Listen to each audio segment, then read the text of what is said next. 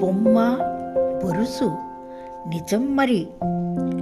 కోరికలే గుర్రాలైతే, ఆశలు రేసు గుర్రాలైతేనే ఎక్కడో చోట పల్టీలు కొట్టనూ వచ్చు, అధమానికి చేరనూ వచ్చు.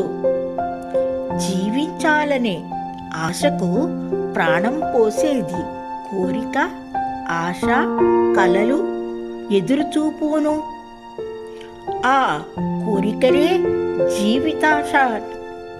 జీవితాశకు ఊపిరి కావచ్చునేమో మరి. నాణేనికి బొమ్మ బొరుసు ఉండక మానవుగా మరి.